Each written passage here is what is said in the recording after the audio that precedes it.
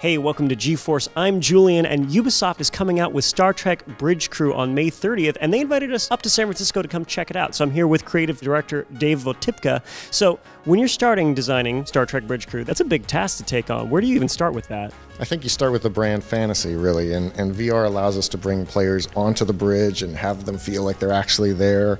And additionally, you're operating your station and you're with other people. And in VR, you see their actual movements and they can wave at you, and you get that whole social crew experience. So really, the ultimate goal of the game is to deliver that Star Trek fantasy that people grew up watching and they always imagined what it'd be like to be on the shows. So to actually live it out in such an immersive technology like that is kind of what drove the whole design and development of it. So where do you start when you're developing a campaign for a Star Trek game?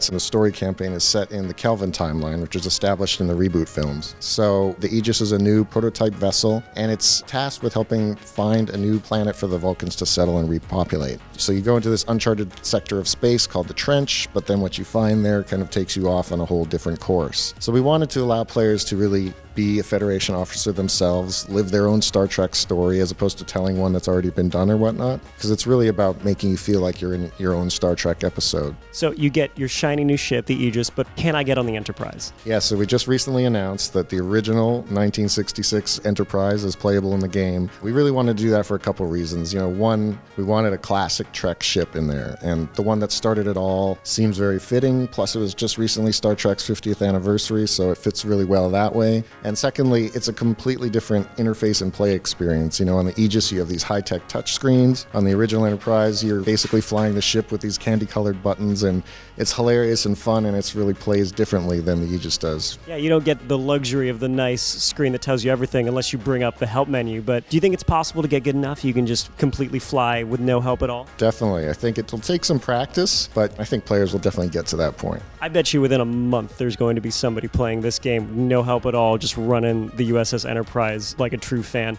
Well, thank you so much for talking to us, letting us play the game. We had a blast today getting in, running around outer space and blowing up Klingons. You guys can check out the game. It comes out May 30th.